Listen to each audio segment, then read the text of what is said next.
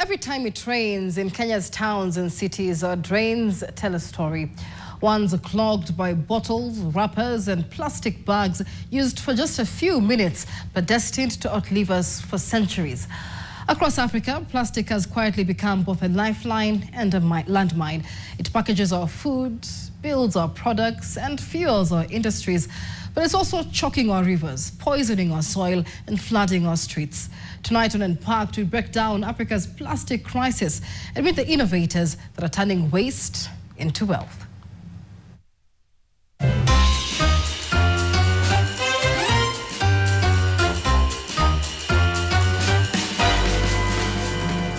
Let's talk about Africa's plastic war.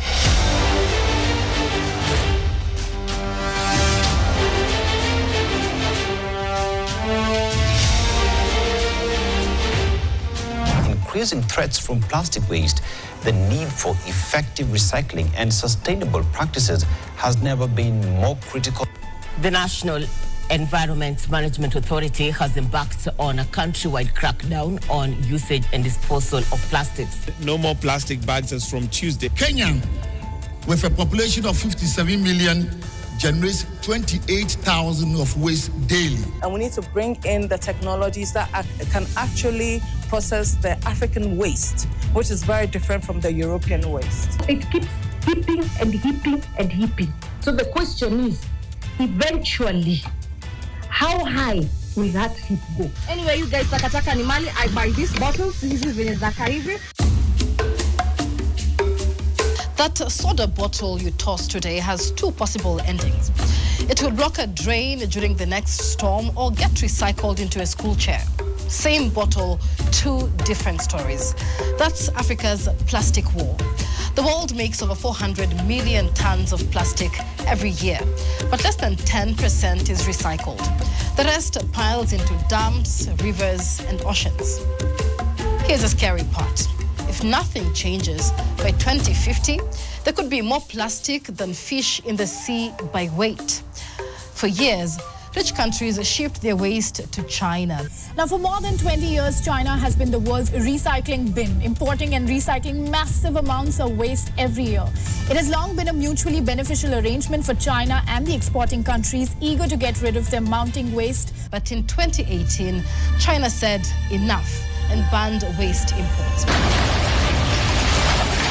Exporters shifted, and Africa became the new frontier, both as a dumping ground and a growth market for cheap plastic products. Now, Kenya is making yet another attempt at banning the use of plastic bags. In 2017, Kenya banned single-use plastic bags, one of the strictest bans in the world.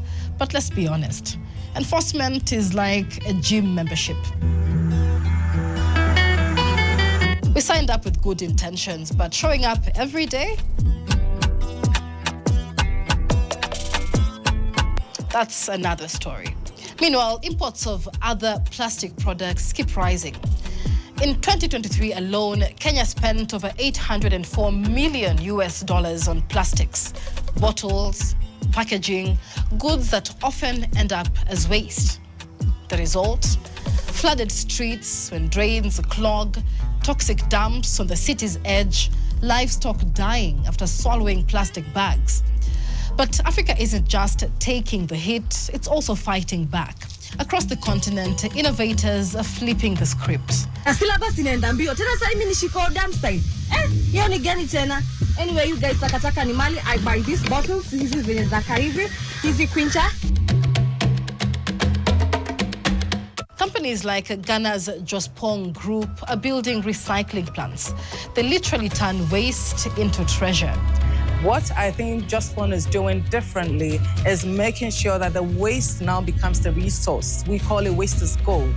So if the mindset, the cultural mindset is inclined towards the fact that waste is now resource and is not waste as we call it, the employment, the jobs that it creates, the stirring of the minds of people to now go into it as a business venture is the way that people have to look at it when it comes to Kenya. We're going into circular economy.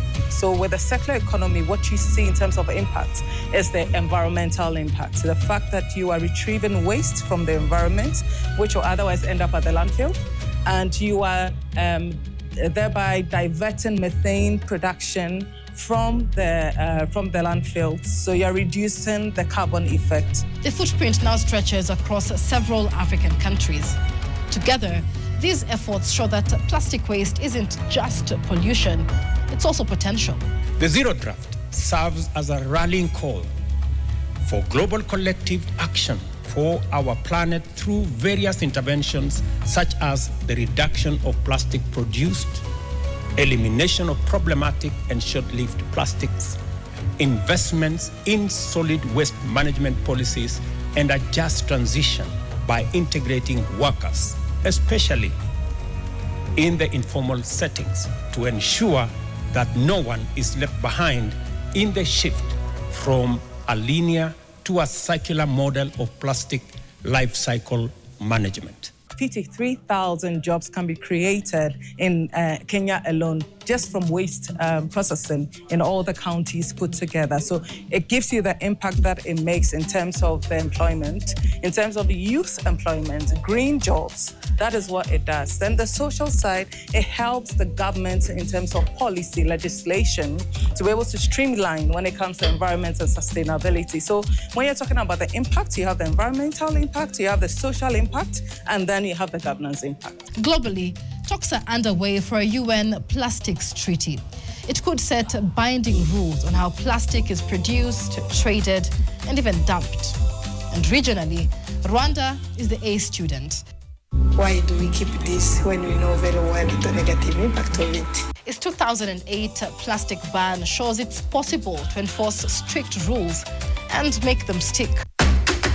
Kenya now faces a crossroads: remain a dumping ground or build a circular economy, one that turns trash into treasure.